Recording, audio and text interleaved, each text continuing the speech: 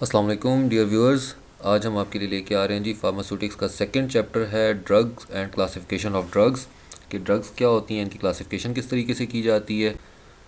और काफ़ी इम्पॉर्टेंट है जी आपका ये चैप्टर, और ऑब्जेक्टिव्स के लिहाज से भी और सब्जेक्टिव के लिहाज से भी।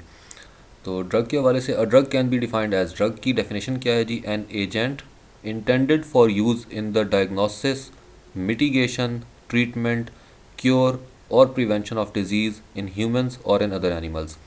ड्रग क्या चीज़ होती है जी? ड्रग एक ऐसी चीज़ है, एक ऐसा एजेंट है जिसका मकसद है बीमारी की तशख़ीस करना, बीमारी को जड़ से ख़त्म कर देना, बीमारी का इलाज करना और उससे बचाव इंसानों और जानवरों का। उस चीज़ को हम कहेंगे कि वो चीज़ ड्रग है। क्लासिफिकेशन ऑफ ड्रग्स है जी। ड्रग्स को हम क्लासिफाई कर सकते हैं जी, दो बुनियादी इसके सिस्टम्स हो सकते हैं।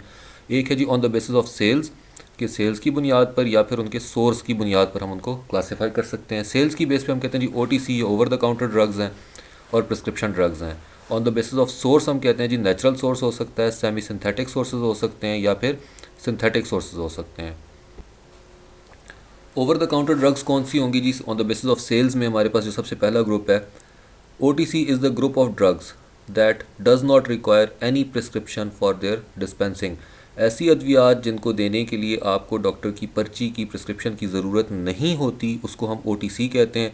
This group contains the following drugs, इसमें मंदरजा झैल ड्रग्स होती हैं जी। मल्टीवाइटामिन हो सकते हैं जी, NSAIDs non steroidal anti inflammatory drugs जैसे कि एस्प्रिन या पैरास्टामोल वगैरह के लिए डॉक्टर की पर्ची का होना ज़रूरी नहीं होता। लेग्जेटिव्स हो सकती हैं जी। इसके अलावा ओरल कॉन्ट्रासेप्टिव्स हो सकते हैं, यानी कि जो माने हमल अद्वियात हैं वो दी जा सकती हैं, बगैर डॉक्टर की पर्ची के भी दी जा सकती हैं। प्रिस्क्रिप्शन ड्रग्स कौन सी होंगी जी? These drugs can only be dispensed on the physician's prescription. ये वो ड्रग्स हैं जिसको आप सिर्फ और सिर्फ पर्ची पर फ़रोख्त कर सकते हैं, बगैर पर्ची के डॉक्टर की इजाज़त के बगैर इन अद्वियात को सेल करना मना होता है। फॉलोइंग ड्रग्स आर इंक्लूडेड, इसमें कौन कौन सी शामिल है जी? एंटीबायोटिक्स हैं, बगैर पर्ची के नहीं दी जा सकती हैं। स्टीरॉयड्स नहीं दिए जा सकते, बेंजोडाइज़ेपाइंस नहीं दिए जा सकते, बारबिचुरेट्स नहीं दिए जा सकते। हाइपोग्लाइसेमिक एजेंट्स, अब हाइपोग्लाइसेमिक एजेंट्स हैं वो भी नहीं दिए जा सकते, जैसे कि इंसुलिन वगैरह भी आप पर्ची के बगैर सेल नहीं कर सकते। एंटी हाइपरटेंसिव जो ब्लड प्रेशर के लिए वो भी हम वैसे सेल नहीं कर सकते हैं। On the basis of source, कि जो ड्रग है उसको हासिल कैसे किया जाता है, उसकी बुनियाद पर भी हम इसको क्लासिफाई करते हैं तीन ग्रुप्स के अंदर। एक हो गया जी natural sources, semi synthetic sources और सिंथेटिक सोर्सेज। नेचुरल सोर्सेज में क्या हो सकता है जी? प्लांट सोर्स हो सकता है कि पौधे से दवाएं हासिल हो सकती हैं। एनिमल सोर्स, जानवरों से हासिल हो सकती हैं। मिनरल सोर्स, मादनियात की सूरत में हो सकती हैं। और माइक्रोबियल सोर्स के मुख्तलिफ बैक्टीरियाज वगैरह से भी हम लोग इनको हासिल करते हैं अद्वियात को। तो ये सब के सब हैं नेचुरल सोर्सेज। प्लांट सोर्स में क्या है जी? This is the group of drugs that are obtained from plants. ये वो ड्रग्स हैं जो हम डायरेक्टली प्लांट से हासिल करते हैं। रेजरपाइन है, इसको रोवल्फिया सरपेंटिना से हासिल किया जाता है। सिनेमल डिहाइड जो है इसको हम लोग सिनेमोमम लॉरेरी से हासिल करते हैं। डिजॉक्सिन जो है इसको हम हासिल करते हैं डिजिटालिस लनाटा से। तो ये एग्जांपल्स हैं हमारे पास प्लांट सोर्स की। एनिमल सोर्स, जो जानवरों से हम लोग चीज़ें हासिल करते हैं, तो जानवरों को हमने पढ़ा था कि हम या तो उनको एक पार्ट को या उनसे की चीज़ों को हासिल करके हम लोग इस्तेमाल करते हैं ड्रग्स में। तो इंसुलिन है, सेक्स हार्मोन्स है जैसे कि टेस्टोस्टेरोन वगैरह, इसके अलावा थायरॉक्सिन वगैरह, ये चीज़ें हम लोग एनिमल सोर्स से हासिल करते हैं। माइक्रोबियल सोर्स, माइक्रोब्स की इंपॉर्टेंस बहुत ज़्यादा है जी। कहते हैं दिस ग्रुप ऑफ मेडिसन और drugs that are synthesized by using different micro organisms. इसमें मुख्तलिफ़ किस्म के माइक्रो ऑर्गेनिजम्स को इस्तेमाल किया जाता है, उनकी मदद से अद्वियात हासिल की जाती हैं। इसमें एंटीबायोटिक्स भी हो सकते हैं, इंसुलिन और वैक्सीन भी होती हैं। मिनरल सोर्स यानी कि मादनियात के ज़रिए से हम जो अद्वियात हासिल करते हैं जी, इसमें हमारे पास है जी जिंक है, आयोडीन है, जो कि ज़मीन से निकलते हैं मादे, उनको इस्तेमाल किया जाता है ड्रग्स में मुख्तलिफ़ बीमारियों के इलाज के लिए। सेमी सिंथेटिक ड्रग्स कौन सी होती हैं जी?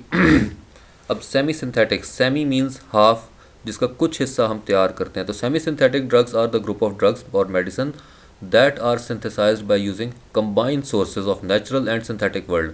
कि कुछ कीमियाई अज्जा जो हम खुद तैयार करते हैं, केमिकल्स को आपस में मिलाकर तैयार करते हैं, और कुछ कुदरती मादा लिया जाता है, दोनों को मिलाकर दवा तैयार की जाती है। That is known as the semi synthetic drug. जैसे कि एमॉक्सिसिलिन है, सेफिक्सिम है, सेफ्ट्राजोन है, ये तीनों के तीनों जो हमारे पास एंटीबायोटिक ग्रुप से ताल्लुक़ रखते हैं। सिंथेटिक ड्रग्स, अब सिंथेटिक ड्रग कौन सी होगी जी? Synthetic drugs are the group of drugs और medicine that are totally synthesized in laboratory. इनको मुकम्मल तौर पर लेबॉर्ट्री में केमिकल्स को मिक्स करके बनाया जाता है, इनका कोई नेचुरल हिस्सा शामिल नहीं होता किसी भी किस्म का, ठीक है। तो बाय यूजिंग केमिकल्स और सब्सटेंसेस, एग्जांपल में क्या है जी, पैरास्टामोल है, एस्प्रिन है, सिप्रोफ्लॉक्सासिन है और सल्फोनामाइड ग्रुप है, ये सब इससे ताल्लुक़ रखते हैं। जेनेरिक नेम क्या चीज़ होती है जी? These are the names of drugs that are given to them on scientific basis. Generic name, scientific name एक ही चीज़ है. This is the official name of the drug.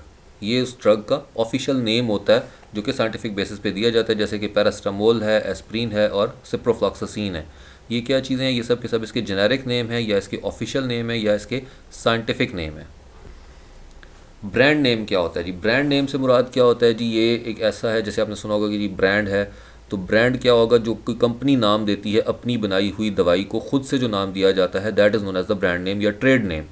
तो these are the names of medicine that are given on the basis of proprietorship. Proprietorship की base पे, ये word बड़ा important है, इसको याद रख लें, डेफिनेशन में जब भी होगा तो ये लाजमी लिखना होता है कि प्रोप्राइटरशिप या प्रोप्राइटर जो नेम देता है उसको, वो दो नाम होगा, वो आपका कहलाएगा ट्रेड नेम या उसका ब्रांड नेम कहलाएगा।